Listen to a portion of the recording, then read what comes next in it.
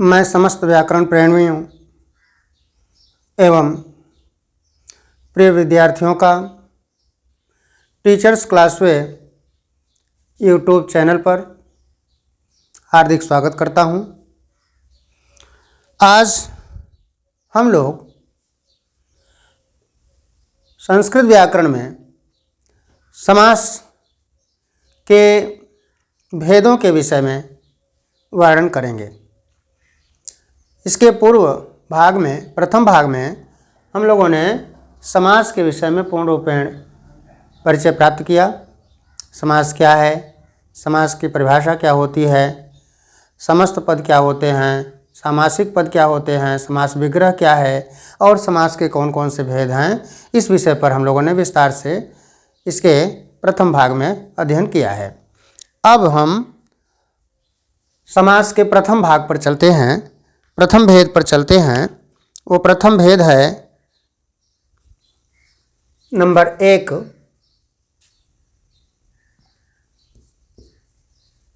Number 1 है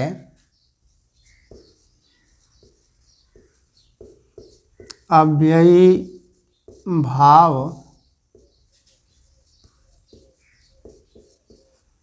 समास। अव्ययी भाव समास, इसका सूत्र है पूर्व पद प्रधान अव्ययी भाव।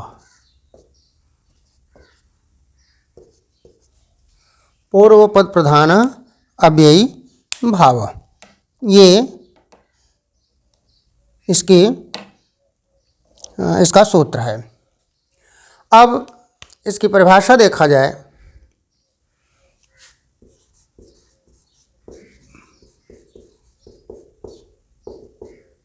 परिभाषा आप देख रहे हैं कि पूर्व पद प्रधान अव्ययी भाव, जो सूत्र कह रहा है, सूत्र से अपने आप स्पष्ट हो रहा है कि जिस समास में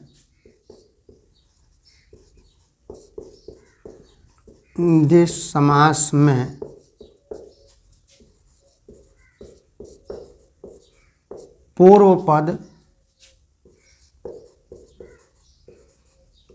अव्यय, अव्यय का मतलब होता है अधन व्यय ना। जिस समास में पूर्व पद अव्यय हो तथा प्रधान हो,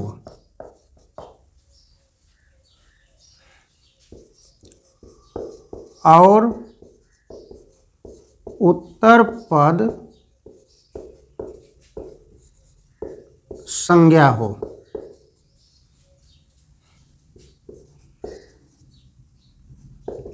वहाँ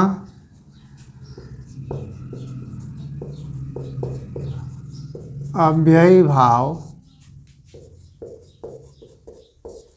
समास होता है।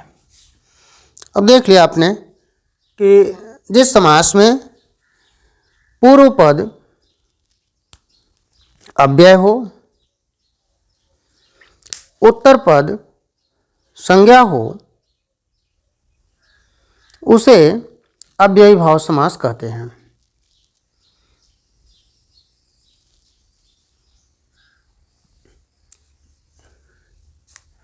इसमें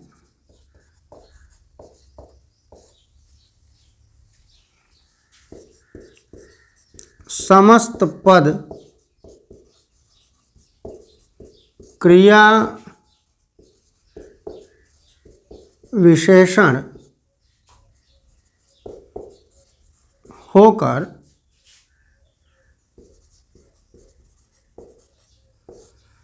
इसमें समस्त पद जो है वो क्रिया विशेषण हो करके अव्यय के रूप में, अव्यय के रूप में प्रयुक्त होता है, प्रयुक्त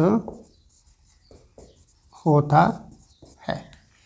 अब देखें, परिभाषा आपकी एकदम स्पष्ट हो गई कि पूर्व पद प्रधान अव्ययी भाव, जिस समास में पूर्व पद की प्रधानता होती है वह अव्यय होता है और उत्तर पद संज्ञावाचक होता है, संज्ञा होता है, तो वहाँ पर अव्ययी भाव समास होता है।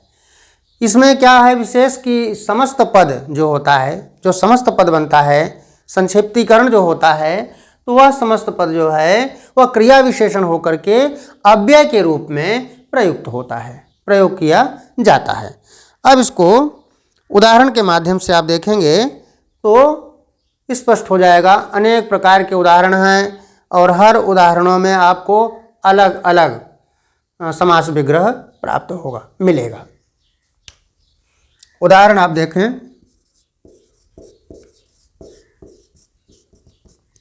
उदाहरण, अब उदाहरण के रूप में आप देखेंगे अव्यय की प्रधानता कही जा रही है।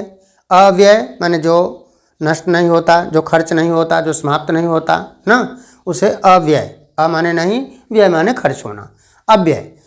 अब इसको हमें उदाहरण के रूप में देखना है। जैसे हम प्रारंभ करते हैं उप से ना, तो यहाँ पर पहले हम लिख देते हैं समस्त पद और यहाँ पर लिख देते हैं समास विग्रह ना। जैसे उपगंगम, ये शब्द हमको मिला समस्त पद के रूप में। अब समास विग्रह जब इसका करेंगे हम, तो हो जाएगा गंगा याह समीपम, गंगा के समीप, गंगा के नज़दीक ना।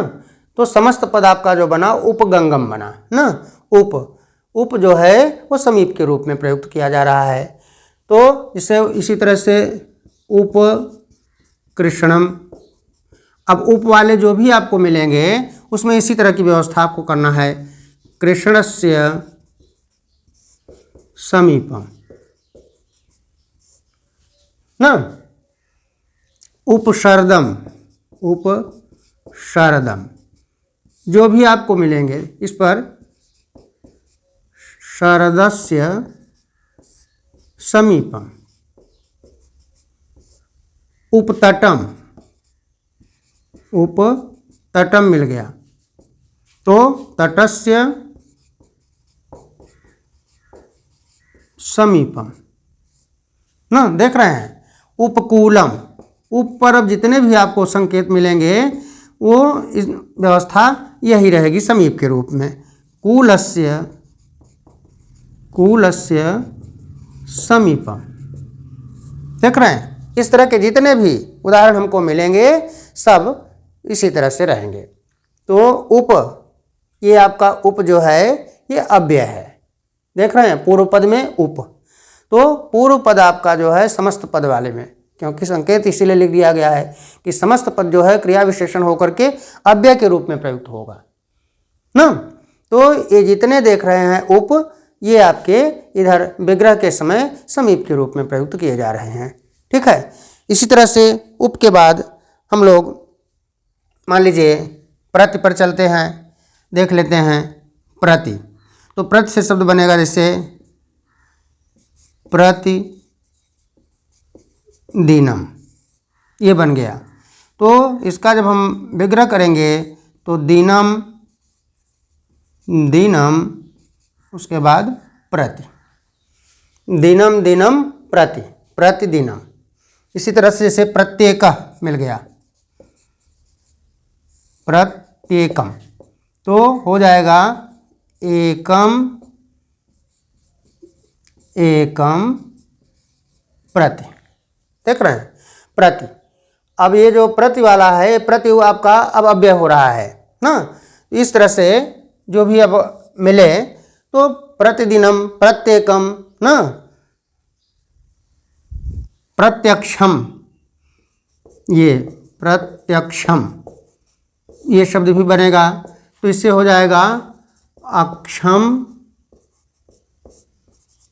अक्षम प्रति, ये देखिए प्रत्यक्षम ना।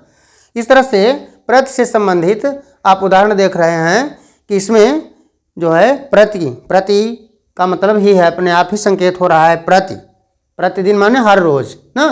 तो उसी भाव से यहाँ पर संकेत किया जा रहा है। अक्षम, अक्षम प्रति, प्रत्यक्षम ना माने सामने। तो इस तरह से प्रति से संबंधित उदाहरण हमने आपके सामने रखा। अब प्रति के बाद और उदाहरण हम देते हैं दूसरे रूप में, जैसे अनु का उदाहरण देख लीजिए।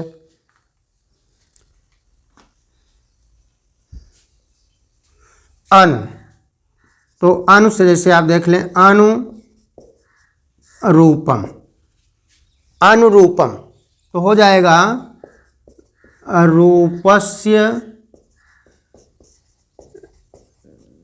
योग्यम, रूपस्य योग्यम, रूप के योग्य।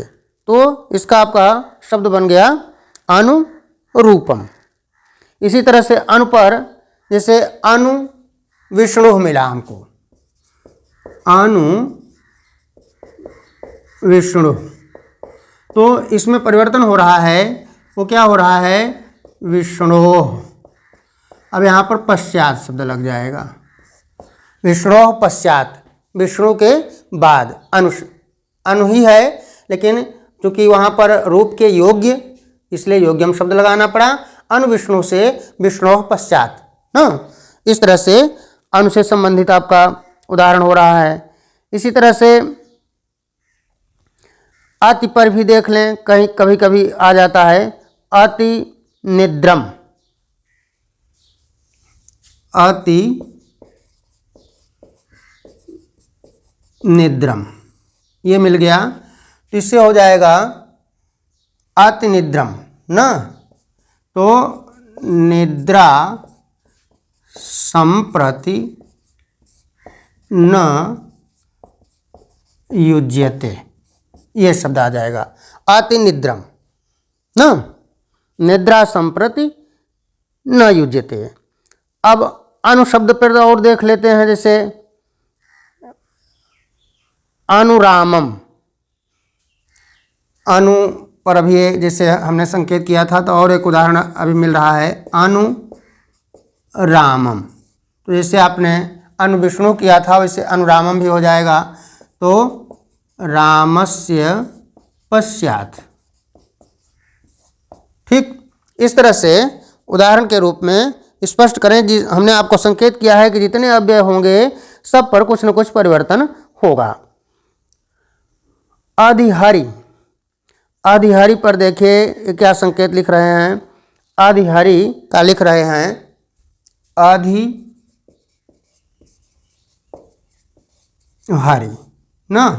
तो इसका हो जाएगा हरौ इति, ठीक, अधिहरि। इसी तरह से और उदाहरण हम देख लेते हैं, जैसे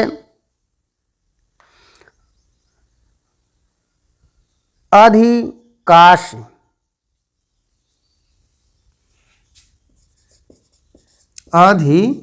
अधिकाशी ना। इसमें हो जाएगा काश्याम अधि, काश्याम अधि। अब देखिए हमने आपको संकेत किया है कि हर एक में इसी तरह से परिवर्तन आपका रहेगा। जितने आप अव्यय पाएंगे, हर अव्यय में एक न एक नई व्यवस्था, नया उसमें समास विग्रह आपको मिलेगा। अब इतना आप स्पष्ट कर लिए होंगे। अब हम आगे और उदाहरणों को आपके सामने रख रहे हैं, इसको मिटा रहे हैं। अब देखें आगे और जो अव्यय हैं उन अव्ययों पर क्या समस्त पद हमारा बनता है।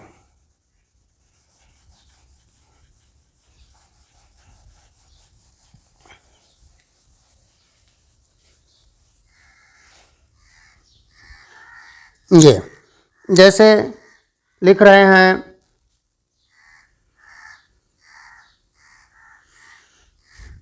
आजीवनम, आजीवनम ये लिख रहे हैं। इसमें क्या हो जाएगा, जीवनस्य पर्यंतम, जीवनस्य पर्यंतम माने संपूर्ण जीवन तक, ये भाव है आजीवन। आजीवन माने संपूर्ण जीवन तक। तो उसका जब विग्रह हम कर रहे हैं तो जीवनस्य पर्यंतम ना। इसी तरह से आजीवन के ही रूप में आमरणम, आमरणम ये उदाहरण अगर हमको मिल रहा है तो यहाँ पर भी वही हो जाएगा, मरणस्य पर्यंतम।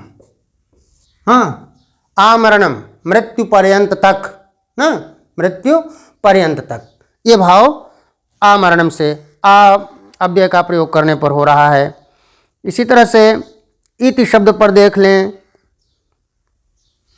इति हरि, इति हरि लिख रहे हैं तो इसका बन रहा है हरि शब्दस्य प्रकाशः। देखें, हरि शब्दस्य प्रकाशः इति हरि ना, हरि ऐसा। तो इसी तरह से इति कृष्ण भी बन जाएगा, इति कृष्ण ये भी शब्द आप देखेंगे तो वही हो जाएगा, क्या, कृष्ण शब्दस्य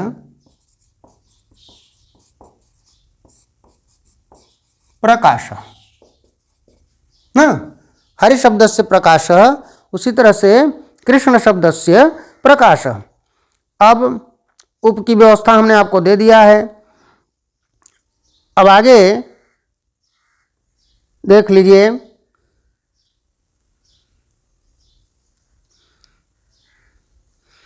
निर पर हम चलते हैं। जैसे हमको मिल गया निर्जनम, ठीक, निर्जन, निर्जन आप समझ रहे हैं, सुनसान। तो निर्जनम का जब हम विग्रह करेंगे तो क्या हो जाएगा, जना नाम, आगे लग जाएगा अभाव, अभाव शब्द का प्रयोग हो जाएगा, जना नाम अभाव, लोगों का अभाव, निर्जन सुनसान। इसी तरह से बन जाएगा आपका निर्दोष, तो इससे बन जाएगा दोषाणाम अभाव, ठीक, निर्जनम निर्दोष ना। फिर निर्मक्षिकम, ये प्रचलित शब्द हैं, महत्वपूर्ण हैं, उदाहरण के रूप में अक्सर आते हैं। निर्मक्षिकम, निर्मक्षिकम हो गया तो यहाँ पर बन जाएगा मक्षिकाणाम अभाव, मक्षिकाणाम अभाव। देख रहे हैं हर एक में, इन तीनों में आप संकेत देखें, आगे स्वर आ रहा है इसलिए यहाँ पर म को व्यंजनांत लिखा जा रहा है। यदि आगे व्यंजन होता तो ये म जो है अनुस्वार के रूप में हो जाता ना। ये आप निर अव्यय के रूप में उदाहरण देख लिए। और निर से संबंधित उदाहरण यदि हैं तो हम कुछ और आपको संकेत करते हैं, उसके बाद फिर अगले अव्यय पर चलते हैं। अनेक उदाहरणों के माध्यम से इसलिए स्पष्ट किया जा रहा है कि इसमें उदाहरण ही मुख्य है और हर उदाहरण की अलग अलग व्यवस्था है, इसलिए उदाहरण को तैयार करना इसमें प्रमुखता है। जैसे देखें, और निर पर अगर हमको कोई और उदाहरण मिले, जैसे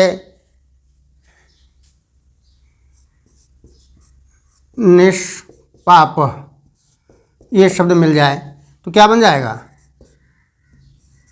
पापस्य अभाव।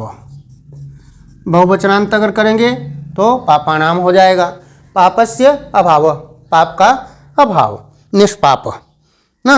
इसी तरह से निस पर उदाहरण और मिल रहे हैं, जैसे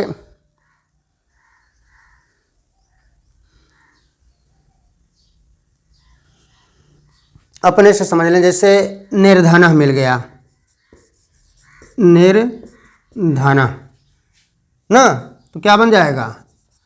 धना नाम अभाव ना। बहुवचनांत इसलिए कर रहे हैं कि किसी एक के लिए नहीं है, यहाँ पापस के लिए भी पापाणाम कर दें और आपको स्पष्ट रहेगा, नहीं तो भ्रम आपको पैदा होगा कि इसमें एक वचनांत क्यों किया गया है।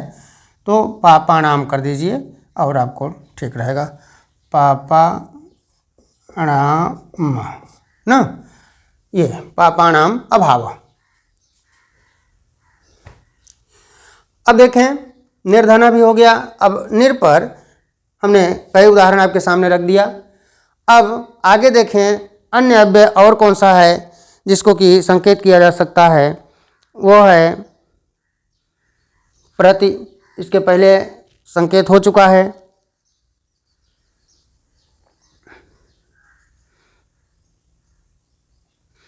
अब सरामम, सरामम स शब्द से देखिए संकेत कर रहे हैं। सरामम रामेण सहितम, सरामम इससे बन रहा है आपका रामेण सहितम। कहीं कहीं अभी आप देखेंगे स से ही संबंधित रहेगा, वहाँ सहितम ना आकर के स आ जाएगा ना। जैसे अभी उदाहरण देखिए आपके सामने आ रहा है। जैसे मान लीजिए स पर ही ये दे रहे हैं स हरि, स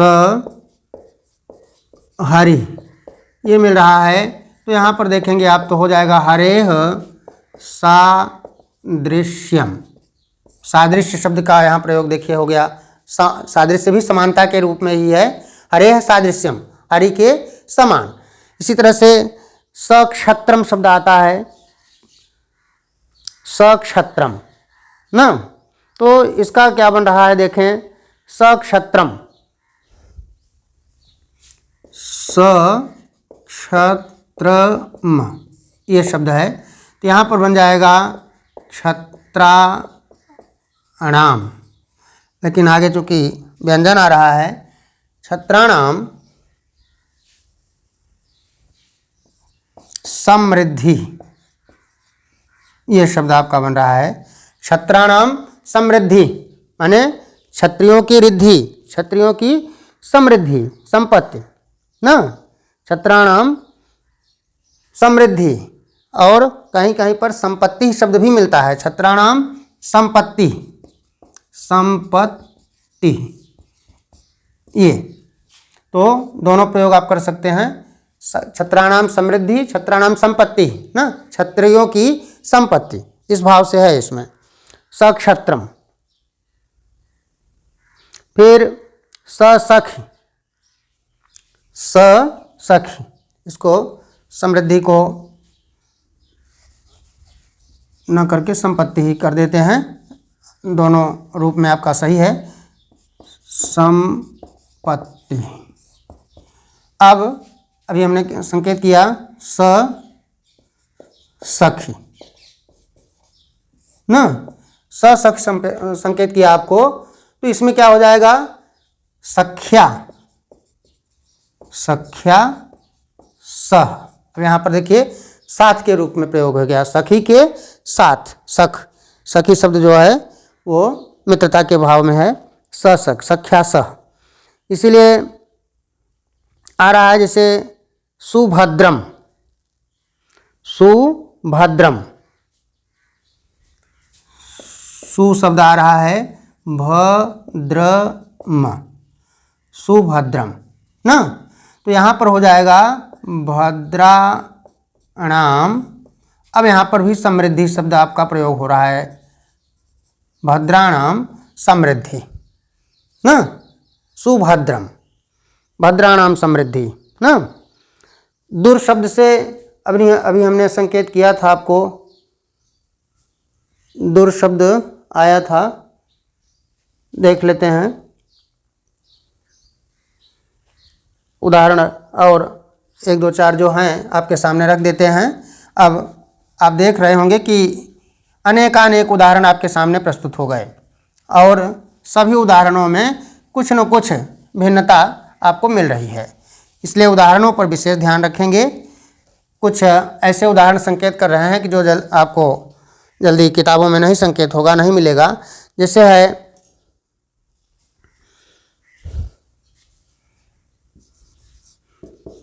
दुर्यवनम, ये दुर्यवनम, तो इसका जब आप विग्रह करेंगे तो हो जाएगा यवना नाम वृद्धि, ये शब्द है यवना नाम वृद्धि ना। तो क्या इसका भाव है? यवनों की रिद्धि का अभाव ना। यवना नाम वृद्धि का भाव ही यही है कि यवनों के रिद्धि का अभाव ना, दुर्यवनम। इसी तरह से एक और उदाहरण है, जैसे सचक्रम,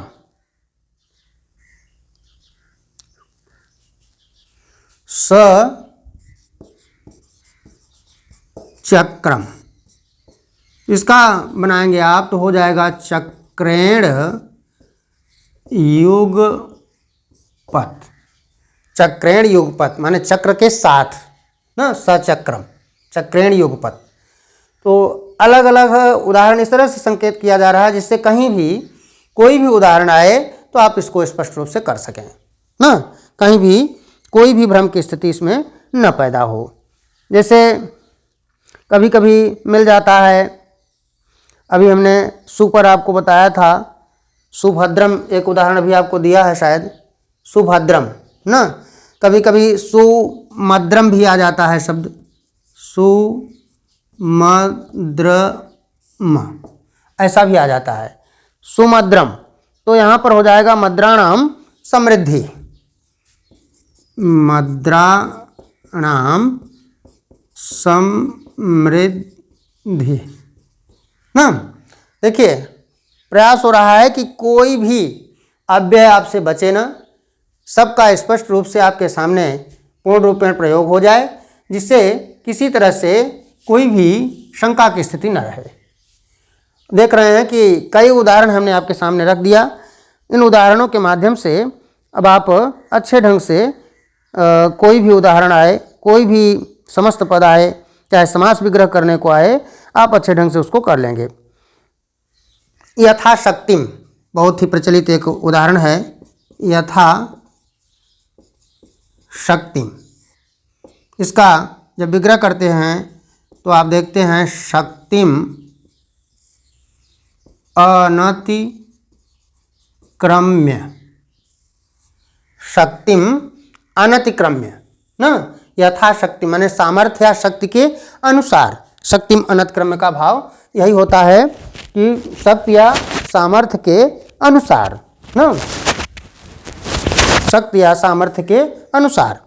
तो अब लगभग उदाहरणों की स्पष्ट स्थिति आपके सामने उपस्थित हो गई है।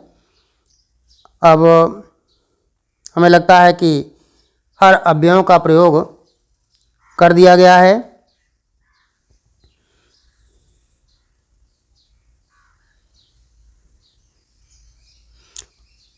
अब इसमें किसी प्रकार से दिक्कत आपको नहीं है।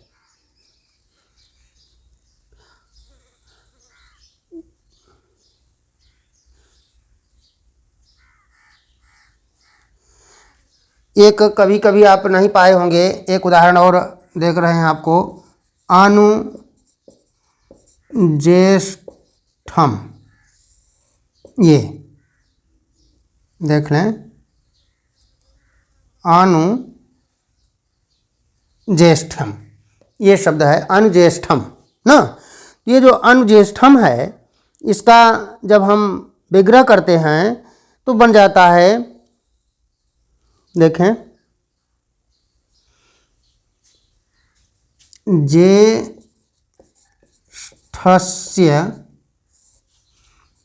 अनुपूर्वेण,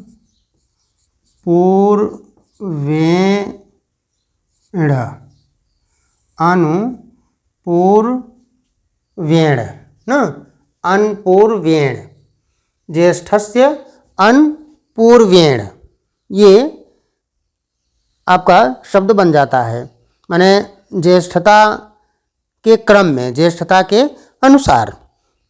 अब आपके उदाहरण अधिकाधिक हो गए। समस्त अव्ययों का लगभग आपके सामने उदाहरण प्रस्तुत कर दिया गया है। अच्छे ढंग से आपको समझ में पूरा आ भी गया होगा।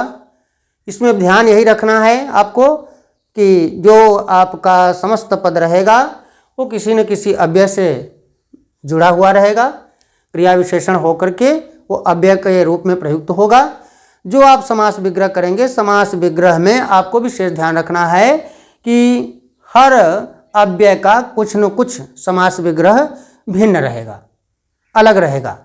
तो इसको आप विशेष रूप से ध्यान रखेंगे, इसीलिए हमने अनेक उदाहरण आपके सामने रख दिए हैं। लगभग प्रयास है कि अब कहीं भी किसी तरह से आपको कोई दिक्कत नहीं आएगी, इसलिए कि लगभग हर प्रकार के उदाहरणों को आपके सामने प्रस्तुत कर दिया गया है। अब आज इस भाग में केवल इतना ही। इस समास को अच्छे ढंग से आप घर पर अभ्यास कर लें, खूब विधिवत उदाहरण सहित इसको तैयार कर लें। अब अगले भाग में हम लोग दूसरे भेद पर चलेंगे, जो समास का दूसरा भेद है उसके विषय में हम लोग अध्ययन करेंगे। तब तक के लिए धन्यवाद।